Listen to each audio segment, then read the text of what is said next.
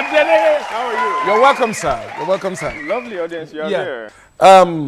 You and your partner, Keke Ogungbe, played a very pivotal role in the now globally recognized Nigerian music industry.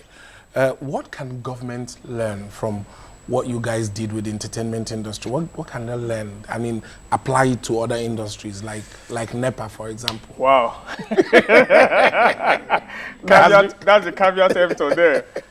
Once you involve government in things like that, there tends to be a tendency that it doesn't go as far as it's supposed to go.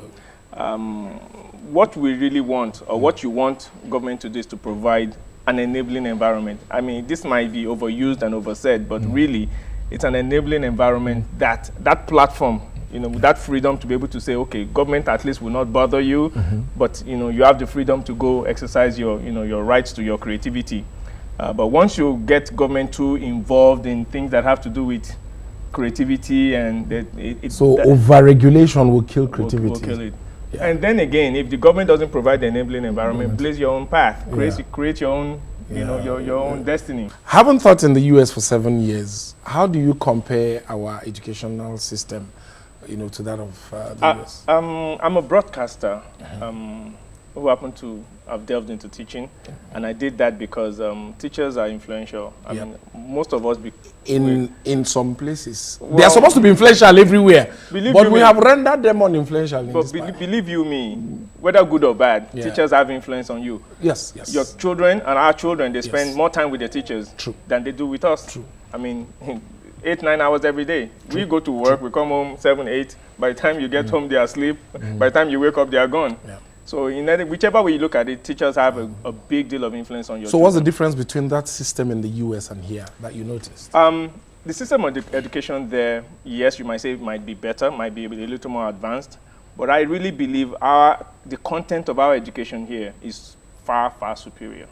Wow. Take any student here, drop them in any school, polytechnic, any college, any university in the US, they will thrive. They will not just survive, they will thrive, they will excel. I mean, yes. True. I mean, we did, when we got there, myself, Kenny, when we got there, we were far ahead of our age mates. My daughter, who went to, primary and secondary school here, by the time she got to university, she was knocking them dead. Because the thing they taught her here, 2 years ago, they're just teaching her in the US. Wow. So yes, they might have the advanced computer systems, they might have, but the content of what we teach, we have common sense. We have a lot of street sense, You go borrow yourself, So, okay. Yes, I'll take Nigerian education over. Okay, there are lots of things we need to find out about you, Ogun State, and the rest. But we'll take a break for now. We'll be back. Let's just look into what our correspondents are cooking. And we'll be back. Is the other news don't even go on?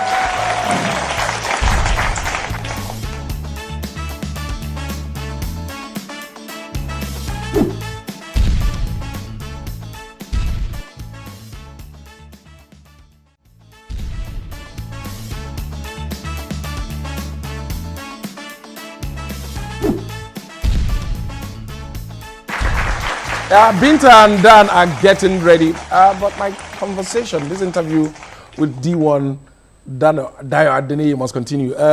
Bros, there's insecurity in the country, and recently Mr. President,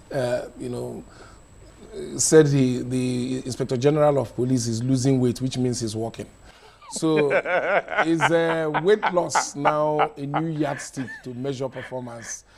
So anybody who is a robber in the office now is not working. You're not working. So I'm safe because I'm losing weight. I can tell you that I'm losing weight. I can't tell because I didn't take your first weight.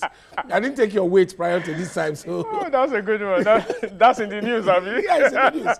I mean, the other news. It's in the news. I mean, yeah. So you must lose weight now to show them. The president said he feels the Inspector General is doing his job because he's losing weight.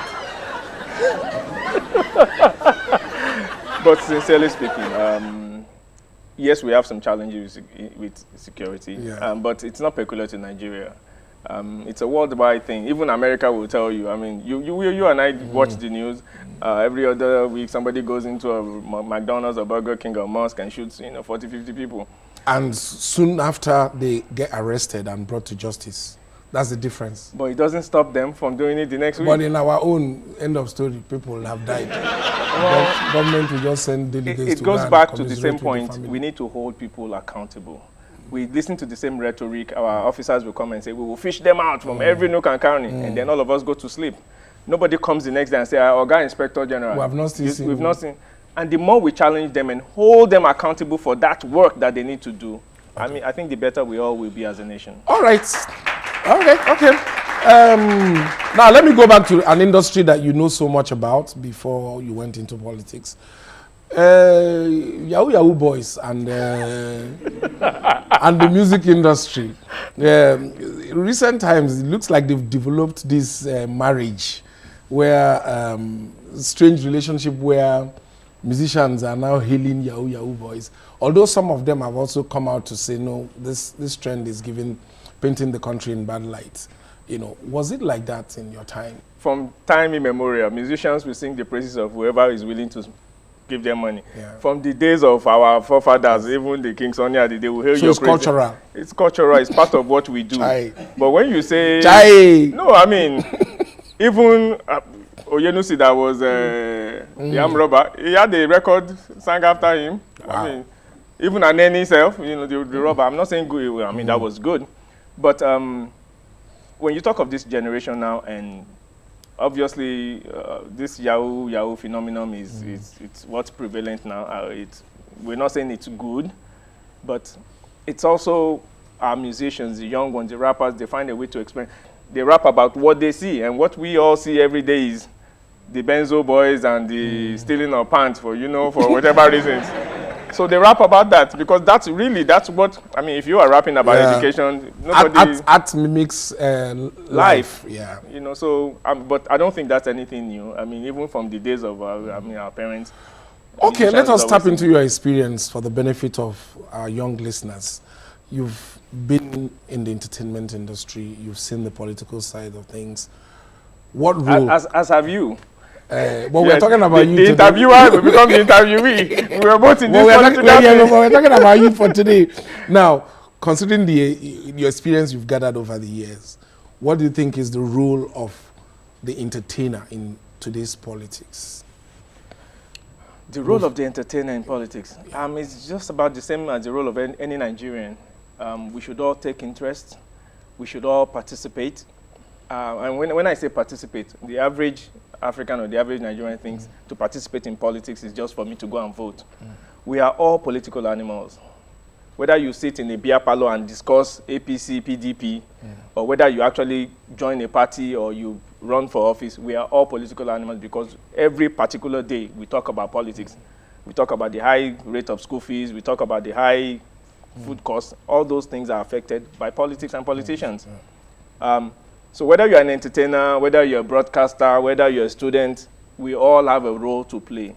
And we must play that role. And you must continue. You never give up. Like Winston Churchill said, never give up. Never, ever, ever give up. Like Liverpool, never give up. Never give up. Thank you very much. On that note, we thank you for making time. Thank you for having me.